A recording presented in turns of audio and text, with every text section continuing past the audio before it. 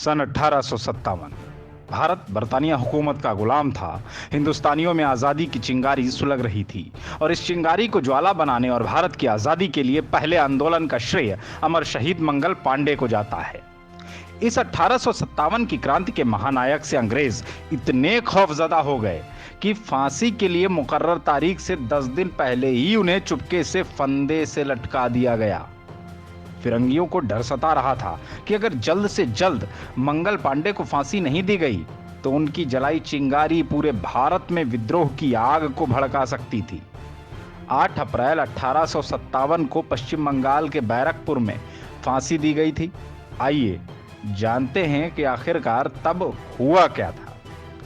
दरअसल यूपी के फैजाबाद के सुरूरपुर गांव में 19 जुलाई 1827 में जन्मे मंगल पांडे मूल रूप से यूपी के ही बलिया जिले के नगवा गांव के रहने वाले थे। वही बलिया जिसे हम बागी बलिया भी कहते हैं। सन 1849 में 18 साल की उम्र में वह ईस्ट इंडिया कंपनी की 34वीं बंगाल नेटिव इन्फेंट्री में बतौर सिपाही भर्ती हुई।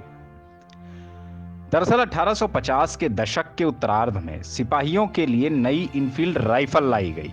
उस राइफल में की कारतूस में गाय और सुअर की चर्बी मिली होती थी। इन कारतूसों को मुंह से काटकर राइफल में लोड करना होता था। यह बात हिंदुओं के साथ साथ मुसलमानों की धार्मिक भावनाओं के साथ भी खिलवाड़ थी। आखिरकार मंगल पांडे ने 29 मार्च 1857 को विद्रोह कर दिया। तब वह बंगाल के बैरकपुर छावनी में तैनात थे। उन्होंने कारतूस का इस्तेमाल करने से मना कर दिया और साथ ही सिपाहियों को भी विद्रोह के लिए प्रेरित किया। उन्होंने मारो फिरंगी को नारा दिया। उसी दिन मंगल पांडे ने 2 अंग्रेज अफसरों पर हमला कर दिया। बाद में उनके खिलाफ मुकदमा चलाया गया और उन्होंने अंग्रेज अफसरों के खिलाफ विद्रोह की बात स्वीकार की। उन्हें फांसी की सजा सुनाई गई और तारीख तय की गई 18 अप्रैल। लेकिन अंग्रेजों को डर था कि मंगल पांडे ने विद्रोह की जो चिंगारी जलाई है वह देश भर में कहीं ज्वाला न बन जाए। उधर एक तरफ अंग्रेजी हुकूमत के खिलाफ इस समय भारतीयों के मन में घृणता बढ़ती जा रही थी और दूसरी तरफ मंगल पांडे के प्रति लोगों में इतना सम्मान पैदा हो गया था कि बैरकपुर का कोई जल्लाद फांसी देने को तैयार नहीं हुआ।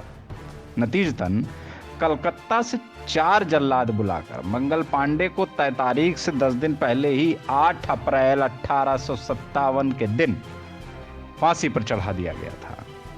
उनकी फांसी के बाद ही मेरठ, कसौली, कांगड़ा, धर्मशाली समेत देश भर में कई जगहों पर सिपाहियों ने विद्रोह कर दिया और आम लोगों में अंग्रेजों के प्रति आक्रोश बढ़ने लगा। 20 अप्रैल को हिमाचल प्रदेश के कसौली में सिपाहियों ने एक पुलिस चौकी को आग के हवाले कर दिया। मई में मेरठ के भारतीय घुड़सवार सैनिकों ने विद्रोह कर दिया। मेरठ के भारतीय सैनिकों के विद्रोह की चिंगारी पूरे पश्चिमी उत्तर प्रदेश के साथ देश भर में फैली। इतना ही नहीं, 14 मई 1857 को governor general Lord Warren Hastings ने मंगल पांडे का फांसीनामा अपने आधिपत्य में ले लिया। लखनऊ में 30 मई को भारतीयों से व्यापक विद्रोह किया।